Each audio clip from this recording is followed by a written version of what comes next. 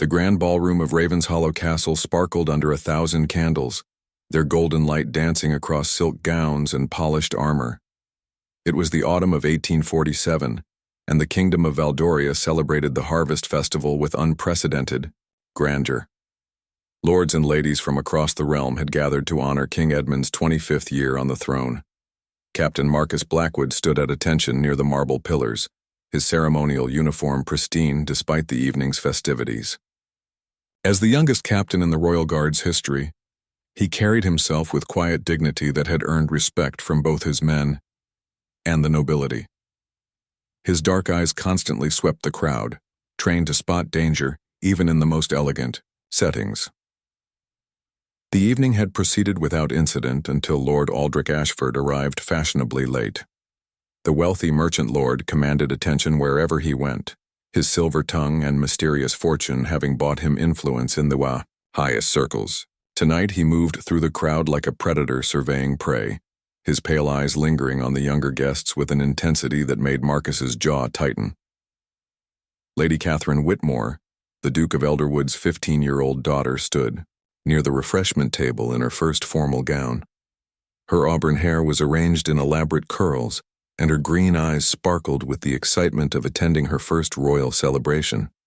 She had practiced her curtsy for weeks, dreaming of dancing with handsome nobles and feeling truly grown up. As the evening progressed, Marcus noticed Lord Ashford gravitating toward the younger attendees, particularly Lady Catherine. The man's behavior troubled the captain deeply. There was something predatory in how Ashford positioned himself, how he isolated vulnerable targets from their companions. Marcus had heard whispered rumors about the Lord's private gatherings at his remote estate, stories that made his blood run cold. The turning point came when the orchestra began playing a particularly lively waltz. Lord Ashford approached Lady Catherine with practiced charm, bowing deeply and extending his hand. The young lady, flattered by attention from such an important figure, accepted graciously. As they moved toward the dance floor, Marcus saw Ashford lean close to her ear. Whatever words passed between them caused an immediate change in Lady Catherine's demeanor. Her face went pale, and she stumbled slightly, as if the ground had shifted beneath her feet. Ashford's grip on her arm tightened possessively, and he began steering her toward a secluded alcove away from the main festivities. Marcus felt every instinct screaming danger. The Royal Guard's primary duty was protecting the crown and maintaining order at court functions, but something deeper compelled him to act. He had sworn an oath to serve and protect, and that oath extended to every innocent person under his watch. Breaking protocol, Marcus stepped away from his assigned position and began moving through the crowd. His fellow guards noticed immediately, their faces reflecting confusion and concern.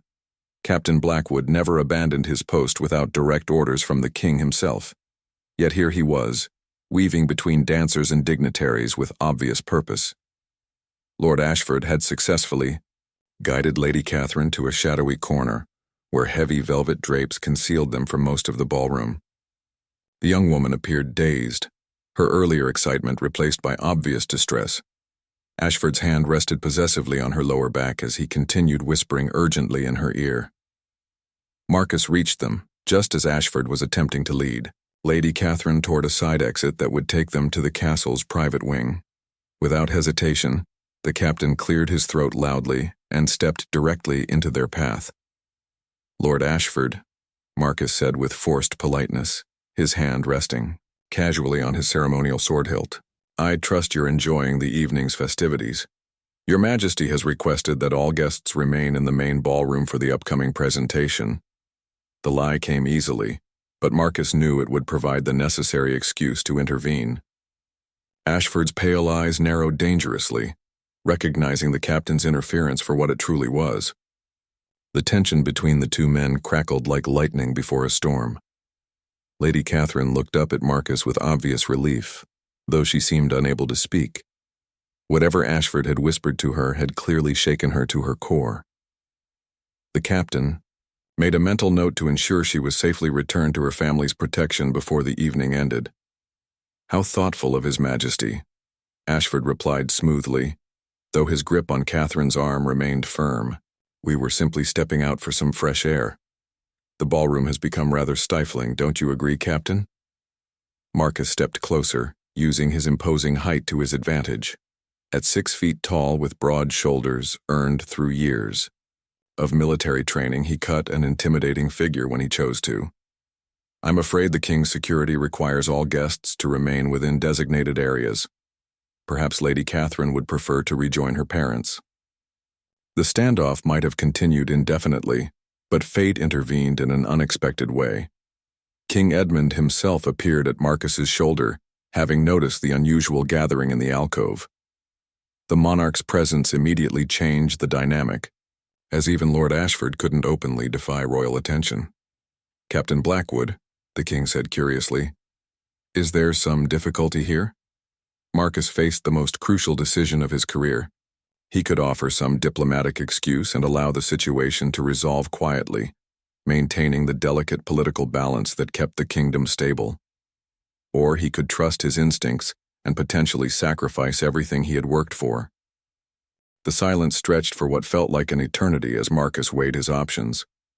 King Edmund's blue eyes, still sharp despite his 53 years, moved between the captain, Lord Ashford, and the visibly distressed Lady Catherine.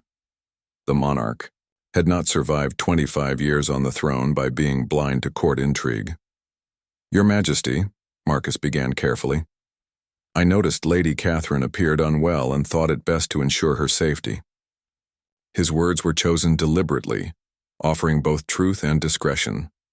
Lord Ashford's smile never wavered, but Marcus caught the flash of fury in his pale eyes. How considerate of the captain. Though I assure your Majesty, Lady Catherine and I were simply discussing poetry. She expressed interest in some rare volumes from my personal library. Catherine finally found her voice, though it trembled slightly. Your Majesty, I would prefer to return to my parents if it please you. Her words came out in a rush, and she unconsciously stepped closer to Marcus, seeking protection. King Edmund's expression grew thoughtful as he observed the young woman's obvious distress. Throughout his reign, he had prided himself on being a protector of his subjects, particularly the most vulnerable. The sight of a frightened 15-year-old girl at his own celebration stirred something protective within him. Of course, my dear, the king said gently. Captain Blackwood, please escort Lady Catherine back to the Duke of Elderwood immediately. I'm sure her parents are wondering where she's wandered off to. It was a masterful diplomatic solution that allowed everyone to save face while ensuring Catherine's safety. Marcus bowed deeply, relief flooding through him. At once, Your Majesty. As Marcus offered Catherine his arm and began leading her away, Lord Ashford's voice stopped them. Perhaps we might continue our discussion about literature another time. Lady Catherine, I have such fascinating volumes that a young mind like yours would find enlightening. The emphasis on certain words made Catherine shudder visibly, and Marcus felt her grip tighten on his arm. Whatever Ashford had whispered to her earlier had been far from innocent poetry discussion. The captain made a silent vow to discover exactly what kind of threat the Lord posed. They walked in silence through the crowded ballroom until they reached the Duke of Elderwood, who was engaged in animated conversation with several other nobles near the orchestra. When he saw his daughter's pale complexion and trembling hands, his jovial expression immediately shifted to concern. Catherine, my dear, you look as though you've seen a ghost, the Duke said, placing protective hands on her shoulders. Are you feeling unwell? I'm quite tired, Father, Catherine managed. Might we retire for the evening? The Duke studied his daughter's face carefully, then glanced at Marcus with raised eyebrows. The captain gave an almost imperceptible nod, confirming the unspoken question about whether there had been trouble. As a father himself, the Duke understood immediately. Of course, darling, the excitement has been rather overwhelming. He turned to Marcus with genuine gratitude. Thank you, Captain Blackwood. Your vigilance is appreciated more than you know. As the Elderwood family prepared to depart, Catherine caught Marcus's sleeve. Captain, she whispered urgently, what he told me about the other girls who visited his estate, I think they might be in terrible danger. Before Marcus could respond, she was swept away by her family's departure, leaving him with more questions than answers. The captain returned to his post, but his mind raced with implications. If Catherine's words were true, Lord Ashford's crimes extended far beyond inappropriate advances at court functions. The remainder of the evening passed without incident, though Marcus noticed that Lord Ashford left shortly after the confrontation, claiming a sudden headache. The man's hasty departure only strengthened the captain's suspicions about his true nature. As the last guests departed and the castle staff began cleaning up, Marcus found himself summoned to King Edmund's private study. The chamber was lined with leather-bound books and illuminated by a crackling fireplace that cast dancing shadows across the richly appointed room. "Sit, Captain," the king said, gesturing to a chair across from his mahogany desk. "I sense there's more to tonight's incident than diplomatic poetry discussions." Marcus had served under King Edmund long enough to know that the monarch's casual demeanor often masked a razor-sharp intellect. The king had built his reputation on being able to read people and situations with uncanny accuracy. "Your Majesty, I have concerns about Lord Ashford's behavior toward younger members of the court," Marcus said carefully. Tonight's incident was not isolated, and Lady Catherine's reaction suggested she had been genuinely frightened. The king leaned back in his leather chair, his fingers steepled thoughtfully. "I've heard whispers myself, Captain. Rumors about strange happenings at Ashford's estate. Young women from village families who have gone missing or returned, changed. But rumors are not evidence, and Ashford's political connections run deep." Marcus felt his stomach tighten. The king's words confirmed his worst fears about the Lord's activities. "What would your Majesty have me do?" "For now, nothing official," Edmund replied. "But keep your eyes open and ensure that young ladies at court functions are never left alone with Lord Ashford. I won't have predators stalking prey in my own castle." The conversation was interrupted by an urgent knock at the study door. Sir William Hartwell, the king's chief advisor, entered with obvious agitation. His usually perfect composure was shattered, and his hand shook slightly as he approached the desk. "Your Majesty, forgive the intrusion, but we've received disturbing news from Millbrook Village. 3 young women have disappeared over the past month, all last seen in the vicinity of Lord Ashford's estate. The villagers are demanding answers." Marcus felt ice form in his veins. The timing was too coincidental to ignore, especially given Lady Catherine's cryptic warning about other girls in danger. The captain looked to his king, seeing his own concerns reflected in the monarch's troubled expression. King Edmund stood, slowly, his face hardening into the expression that had carried him through countless political crises. "It seems our suspicions may be more than justified, Captain Blackwood. The question now becomes what we can prove, and how quickly we can prove it before more innocent lives are lost."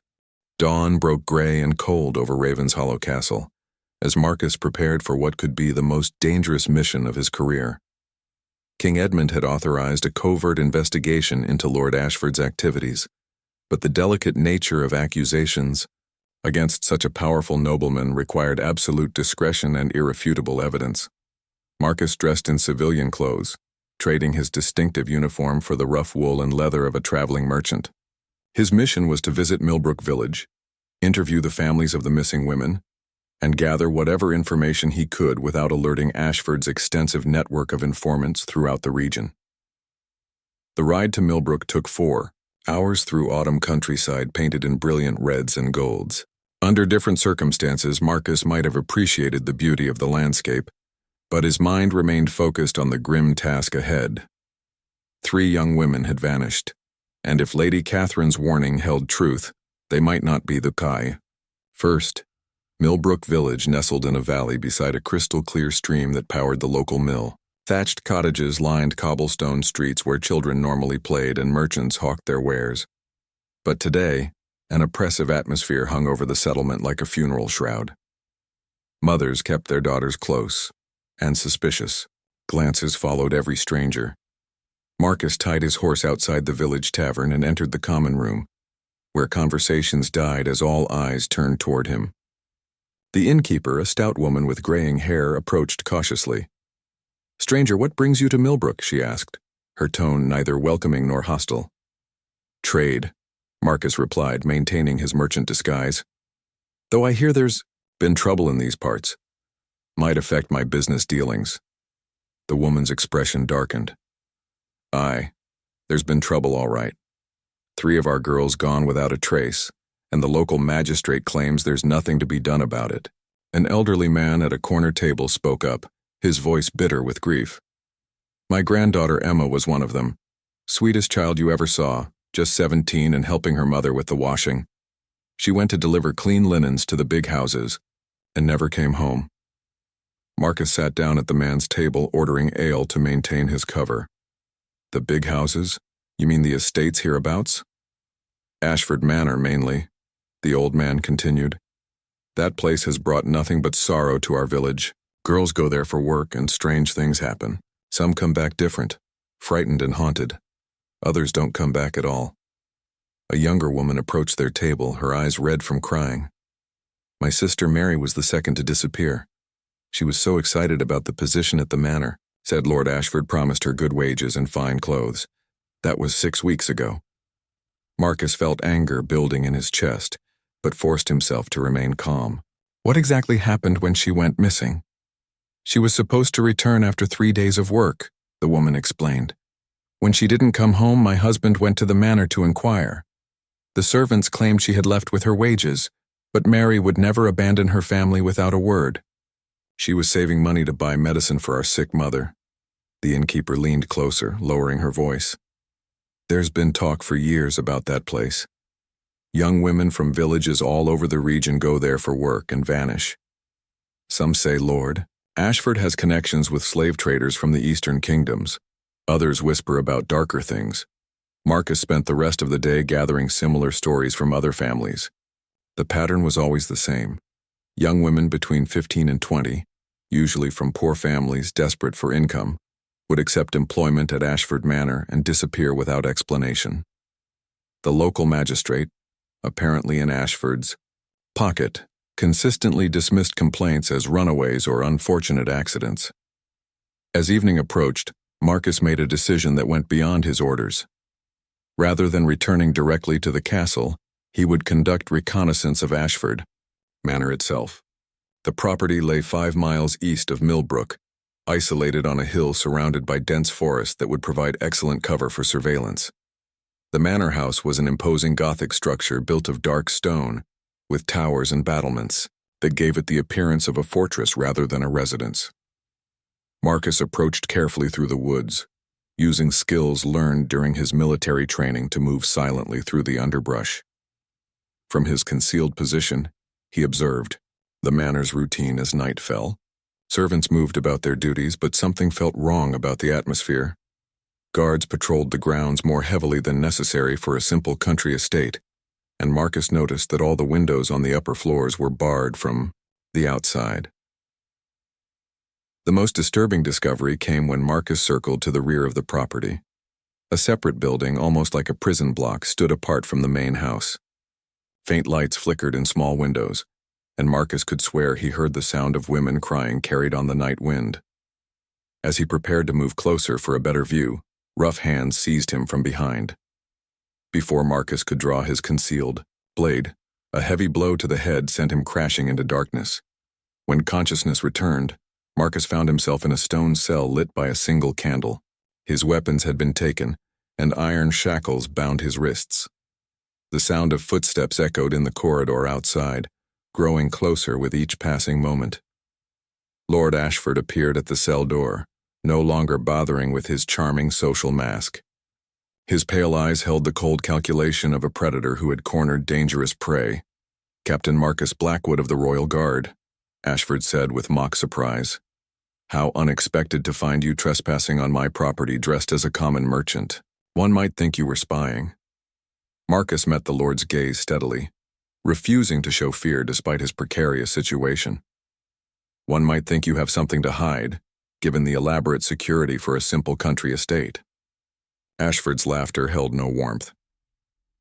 "Oh, I have many things to hide, Captain. The question is whether you'll live long enough to share them with anyone. You see, you've stumbled upon a very profitable enterprise, one that has brought me wealth and influence throughout the known world. The Lord stepped closer to the cell bars, his voice dropping to a whisper. Those missing village girls? They've found new homes in the eastern kingdoms, where wealthy merchants pay handsomely for young, untrained servants. It's a business that has made me indispensable to certain powerful individuals who prefer to keep their own hands clean. Marcus felt sick as the full scope of Ashford's crimes became clear. The man was running a slave trading operation, kidnapping innocent young women and selling them to foreign buyers. The captain's mind raced, calculating his chances of escape and warning the king. You're wondering about your odds of survival, Ashford continued. I'm afraid they're quite poor. However, I'm a sporting man, and you did provide some entertainment at last night's festivities. Perhaps we can arrange something mutually beneficial. The Lord produced a key and unlocked the cell door, stepping inside with confidence born from having armed guards nearby. You're going to write a letter to your king, explaining that your investigation found no evidence of wrongdoing at Ashford Manor. In exchange, I'll make your death relatively quick and painless. Marcus remained silent, his mind working furiously, to find a solution that might save both himself and the captive women he now knew were imprisoned somewhere in this nightmare. Marcus studied Lord Ashford's face in the flickering candlelight, searching for any weakness he could exploit. The man's overconfidence might prove to be his downfall. After years of operating without interference, Ashford had grown careless, believing himself untouchable due to his wealth and political connections. I need time to consider your offer, Marcus said carefully, playing for time while his mind raced through possible escape strategies. Writing such a letter would be treason against my king and my oath. Surely you understand the gravity of what you're asking. Ashford's pale eyes glittered with amusement. Oh, I understand perfectly, Captain. But you see, dead men tell no tales, and your oath becomes rather meaningless when you're feeding worms in my private cemetery. The letter simply provides a more elegant solution for both of us. The sound of footsteps in the corridor interrupted their conversation. A scarred man in rough clothing appeared at the cell door, his brutish appearance marking him as one of Ashford's enforcers rather than a regular servant. My lord, the man said in a gravelly voice, the eastern ship arrives tomorrow night. The cargo needs to be prepared for transport. Marcus felt his blood run cold. The cargo undoubtedly referred to the kidnapped women, and tomorrow night meant time was running out for any chance of rescue. He had to find a way to escape and warn the king before these innocent victims disappeared forever into foreign slavery. Excellent timing, Gareth, Ashford replied. Captain Blackwood here is just deciding whether to cooperate with our little arrangement. Perhaps a demonstration of what happens to those who refuse might help clarify his thinking. Gareth's scarred face split into a cruel grin. Shall I bring one of the girls from the holding cells? The blonde one has been particularly troublesome. No, Ashford said thoughtfully. I think our captain needs to see the full scope of our operation to appreciate his situation properly. Take him to the storage building, but keep him well guarded. We wouldn't want him getting any heroic ideas. 2 more guards appeared as Gareth unlocked Marcus's shackles. The captain considered fighting, but outnumbered 4-1 with no weapons, he would only succeed in getting himself killed without helping anyone. Better to cooperate for now and look for a better opportunity. The guards marched Marcus across the moonlit courtyard toward the building he had observed during his reconnaissance. Up close he could see it was indeed constructed like a prison, with barred windows and reinforced doors. The sounds he had heard earlier became clearer as they approached. Women sobbing, frightened voices calling out in desperation. Gareth produced a large key and opened the main door, revealing a corridor lined with individual cells. The sight that greeted Marcus made his stomach lurch with rage and disgust. Young women ranging in age from 15 to perhaps 25 were imprisoned in conditions fit only for animals. Some cowered in corners while others pressed against the bars pleading for help. Welcome to my private collection, Ashford said with obvious pride. 23 prime specimens awaiting transport to discerning buyers across the sea. The Eastern Kingdoms pay exceptionally well for untrained European girls, you understand. Marcus recognized 2 of the women from descriptions given by their families in Millbrook Village. Emma, the washerwoman's daughter, sat huddled in one cell, her clothes torn and her spirit seemingly broken.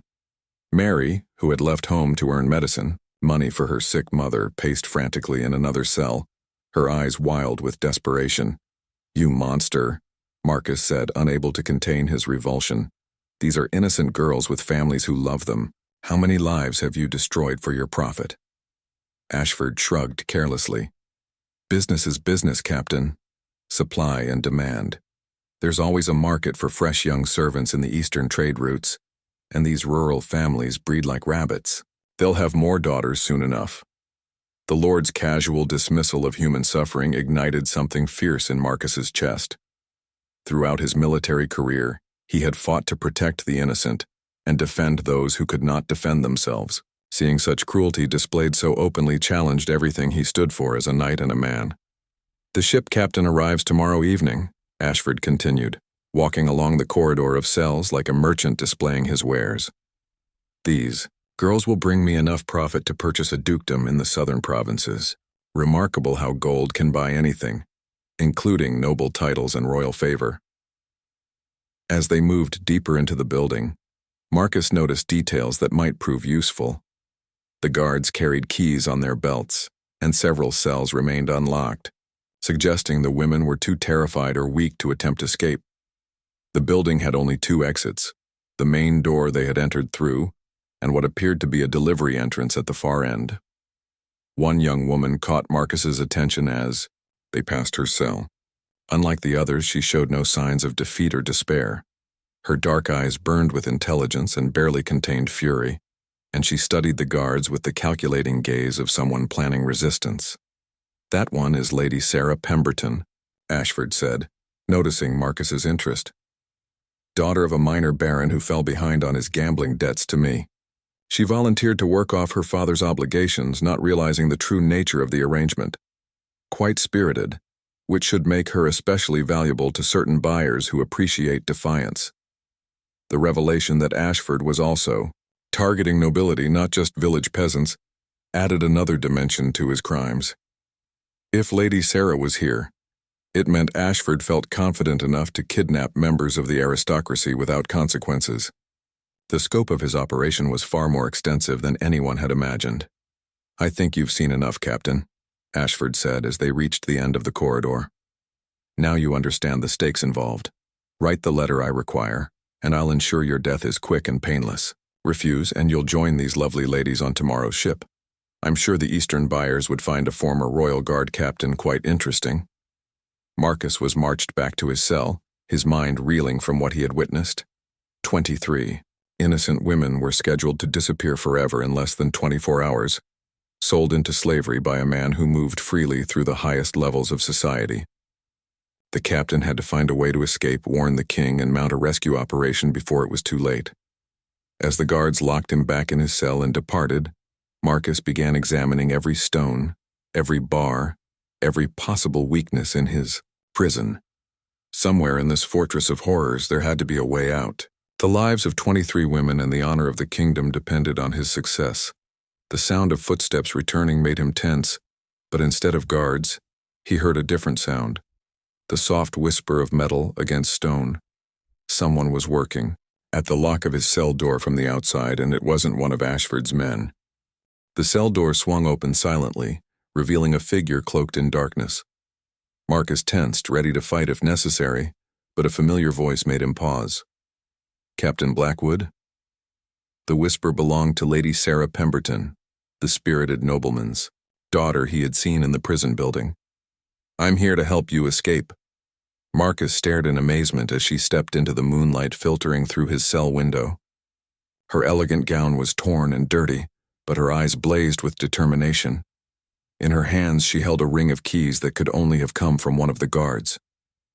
"How did you manage this?" Marcus asked quietly, marveling at her courage. "Gareth has a weakness for wine and feminine tears," Sarah replied with grim satisfaction. "I convinced him I was overcome with despair and needed comfort. When he entered my cell, I struck him with a chamber pot and took his keys.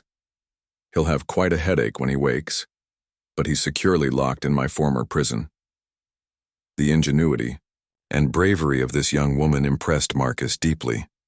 While he had been searching for weaknesses in the stone walls, She had identified and exploited the human element. Her rescue proved that underestimating people based on their appearance could be a fatal mistake. The other women, Marcus said urgently. We have to free them before the ship arrives tomorrow night. Sarah nodded grimly. 22 others remain imprisoned, but we can't simply unlock their doors and hope for the best.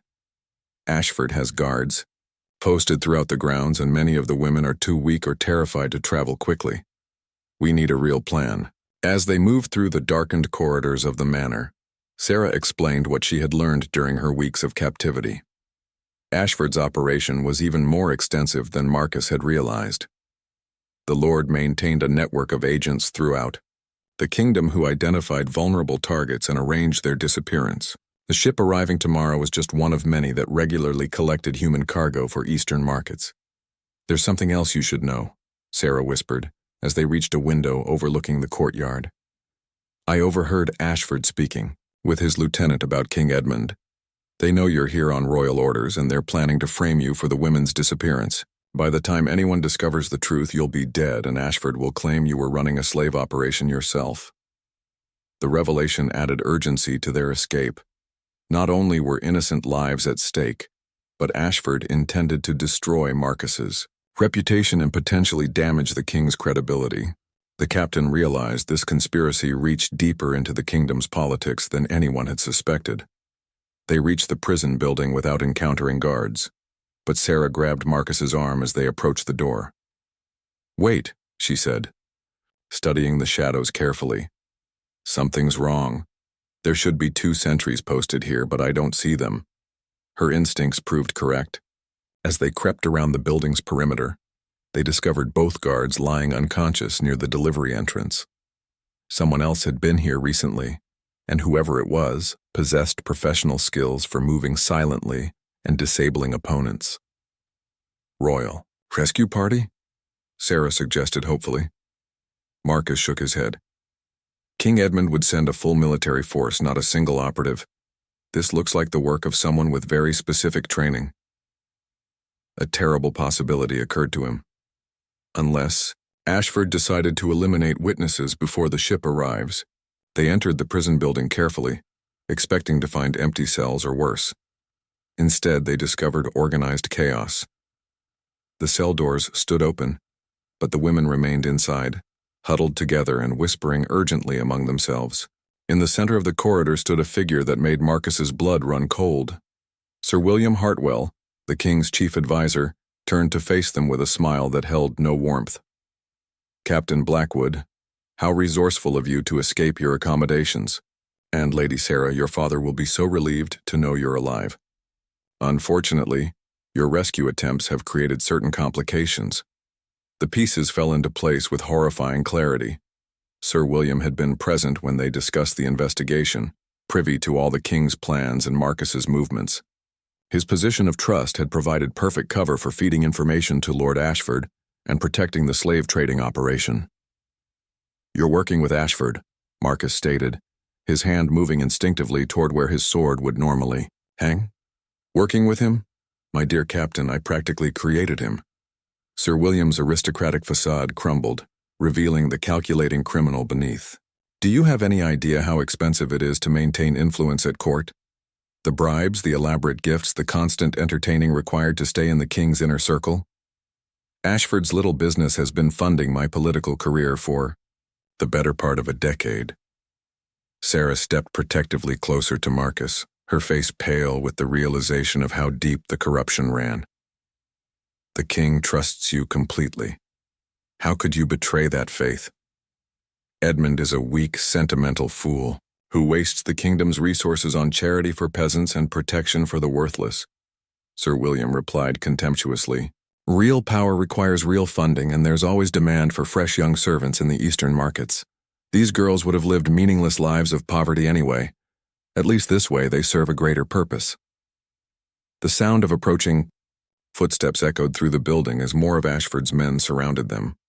Marcus realized they had walked into a carefully laid trap. Sir William had anticipated their escape and positioned forces to capture them, along with all the evidence of their investigation.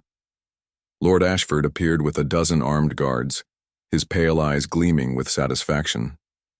"Excellent work, William. Captain Blackwood's heroic rescue attempt will make the perfect cover story. When his body is discovered along with these poor murdered women, everyone will assume he went mad with grief and killed them before taking his own life." The plan was diabolically clever. By framing Marcus for the women's deaths, they would eliminate the primary threat to their operation, while creating a scandal that would discredit any future investigations. King Edmund would be forced to accept that his trusted captain had been secretly operating the very slave ring they had been investigating. "There's just one problem with your plan," Marcus said, buying time while his mind raced for solutions.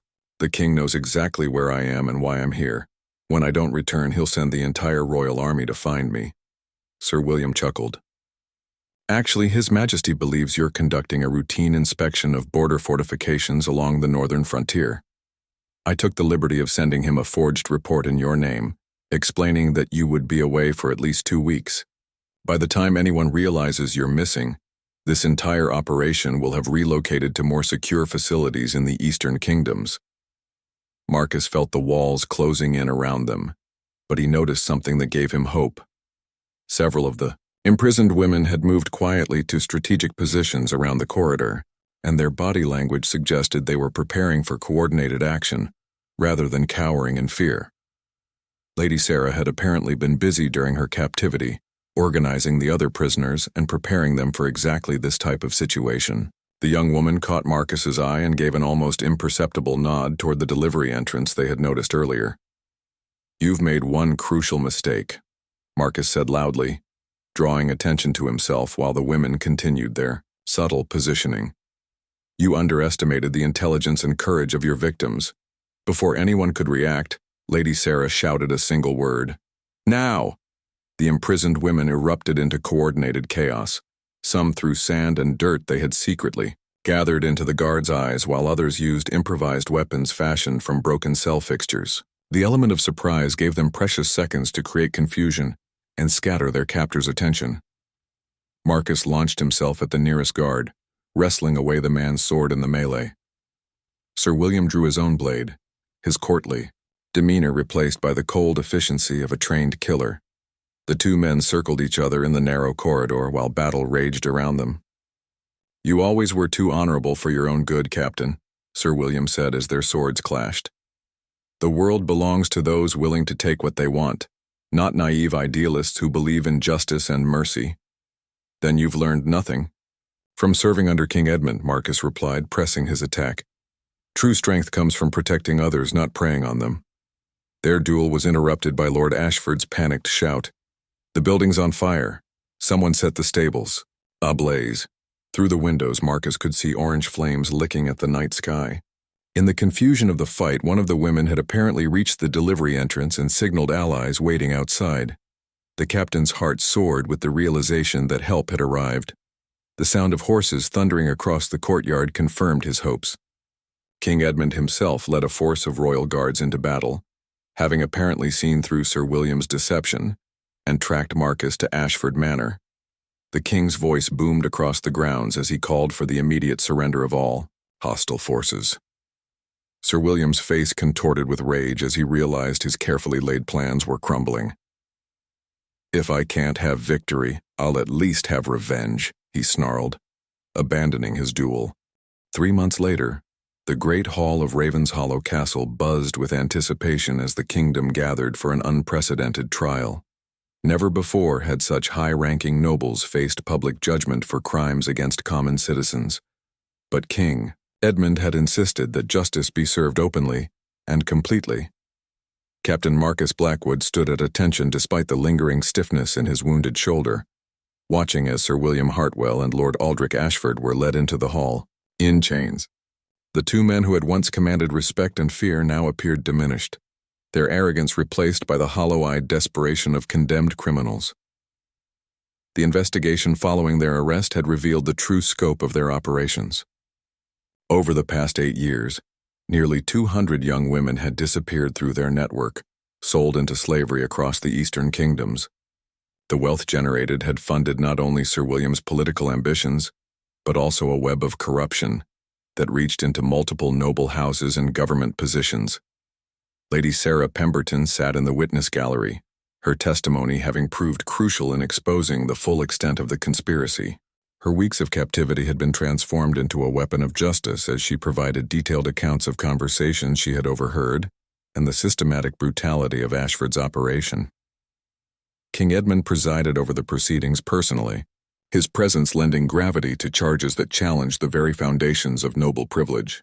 The decision to try the cases publicly rather than handling them quietly through private courts sent a clear message that no one stood above the kingdom's laws. "Sir William Hartwell," the king's voice echoed through the hall, "you stand accused of high treason, conspiracy to commit slavery, and the betrayal of royal trust. How do you answer these charges?" Sir William maintained his composure even in defeat, his aristocratic bearing intact despite the chains around his wrists. "I answer that I served the realm's true interests, Your Majesty. The profits from our enterprise funded intelligence networks that protected the kingdom from foreign threats. Sometimes difficult choices must be made for the greater good." The response drew angry murmurs from the assembled crowd, many of whom were family members of victims finally learning the fate of their missing daughters and sisters. King Edmund's expression darkened at the attempted justification.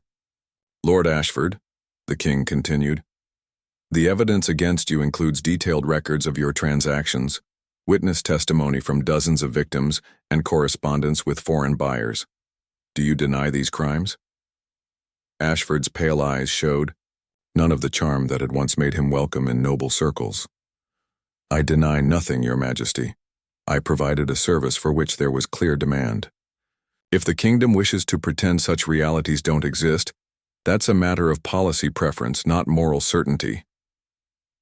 The callous response sealed their fate. King Edmund's judgment, when it came, was swift and absolute. Both men were sentenced to death for treason and crimes against humanity, their titles stripped and their estates confiscated to provide compensation for victims' families. As the condemned men were led away, Lady Catherine Whitmore approached Marcus with her parents. The young woman who had started this chain of events with her courage at the Harvest Festival now carried herself with newfound confidence and purpose. "Captain Blackwood," she said formally, "I wanted to thank you for believing my warning and acting to protect others. I know it couldn't have been easy to risk your career on the word of a frightened girl." Marcus bowed respectfully. "Lady Catherine, your bravery in speaking out saved countless lives. The kingdom owes you a debt that can never be fully repaid." "Actually," King Edmund said, joining their conversation, "I've been giving considerable thought to how the kingdom can better protect its most vulnerable citizens.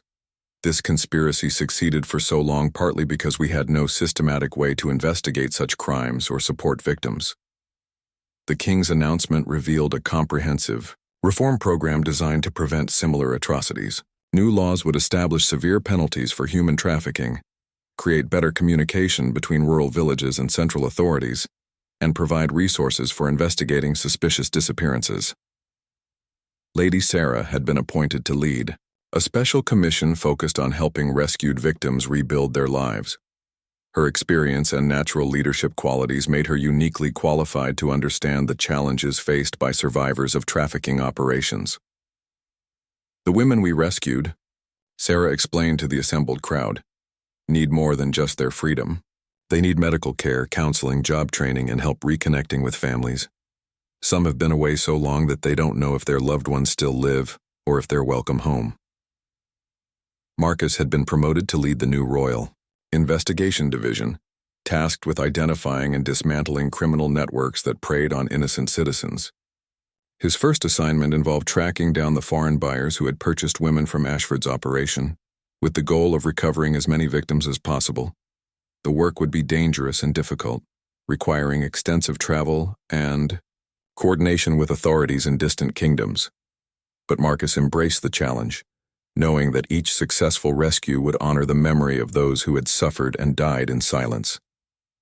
As the formal proceedings concluded and the crowd began to disperse, Marcus found himself standing alone with King Edmund in the Great Hall, where this nightmare had begun months earlier.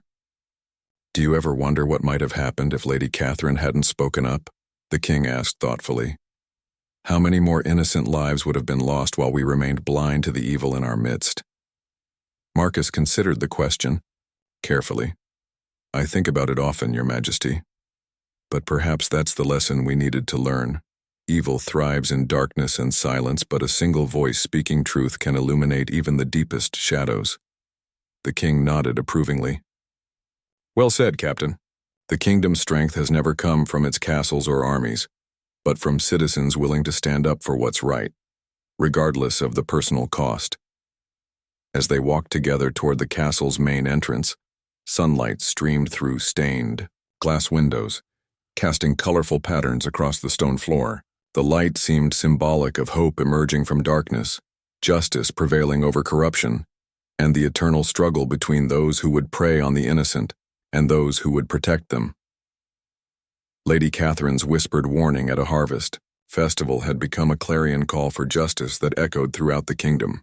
Her courage had not only saved the lives of 23 women but had exposed a conspiracy that threatened the very soul of the realm.